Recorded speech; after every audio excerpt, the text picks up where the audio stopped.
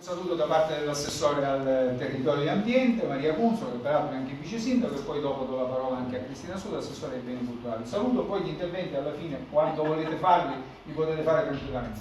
Sono velocissima, sennò Silvio mi bacchetta, no. Deve essere molto veloce. Saluti. Allora, sono velocissima, porto i saluti della parte rimanente, poca, di amministrazione che non è presente, e soprattutto sono contenta che ci sia questo momento, perché la riflessione sui beni culturali e l'ambiente deve comprendere una riflessione più complessiva, che è quella sul paesaggio. È una parola che non viene usata, che però comprende questi elementi nella sua totalità e che deve essere attenzionata, perché il paesaggio è un insieme di tantissime cose che devono essere attenzionate sia dai cittadini, da chi studia quindi queste cose, da chi ci lavora, ma anche da chi praticamente dalla parte sua ministra e soprattutto anche dalla politica. Qui mi sembra che siamo rappresentati cioè ci sono rappresentanti di tutti questi soggetti, vediamo che cosa esce di buono. Una cosa è sicura: parlare, porre la questione significa che c'è un interesse. Questo già per me è un obiettivo importantissimo. Grazie a tutti voi.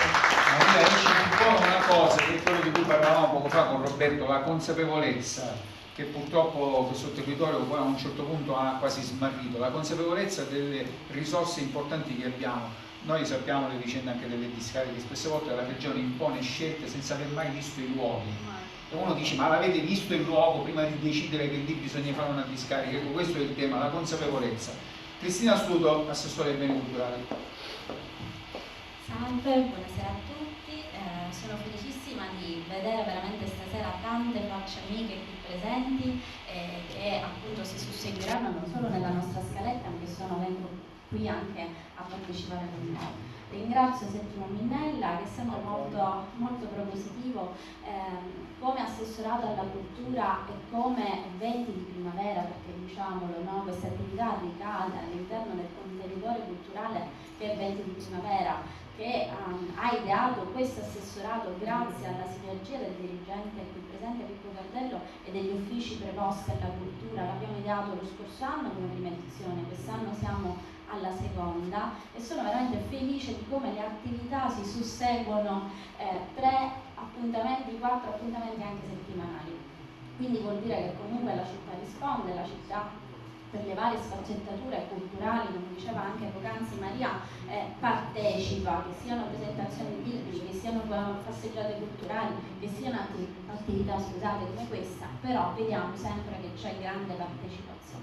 E appunto Venti di Primavera è questo grande contenitore di arte e cultura che spazia a 360 gradi e che tocca tutte le tematiche possibili che riguardino e che mettino in evidenza e valorizzino il nostro patrimonio umano, perché questo non lo dimentichiamo che il patrimonio umano è importante, che valorizza poi il nostro territorio e quindi il nostro patrimonio culturale nelle declinazioni archeologico, storico, artistico, paesaggistico in questo caso.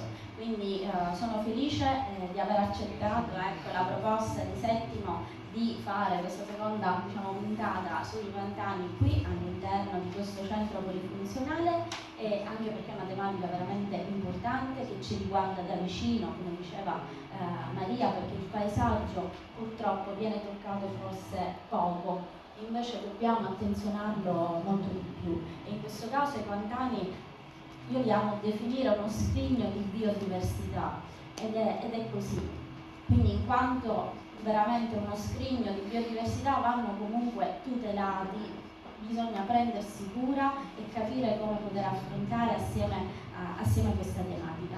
Io tra l'altro vi ero confessato in una telefonata pochi giorni fa, la mia tesi di laurea l'ho fatta proprio sul Pantano, quindi ecco non potevo non accogliere questo, e dal titolo inversioni, perché dobbiamo invertire la rotta.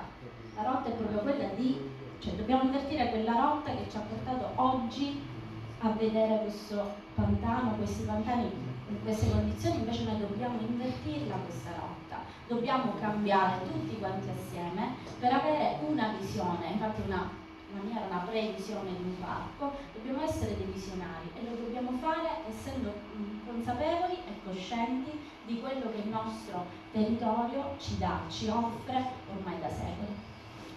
Grazie Cristina. Cristina, la consapevolezza di cui parlavamo prima, forse i tempi sono maturi per, come dire, cambiare questi paradigmi che c'erano, questo paradigma che c'era prima, no? Roberto De Pietro, che è l'autore del libro, ma è un ricercatore indipendente, un appassionato di questi pantani. Se vuoi ti puoi sedere, puoi stare in piedi, fai tu. Non so se c'è anche un video, prima se dobbiamo far vedere il video, quindi decidete voi.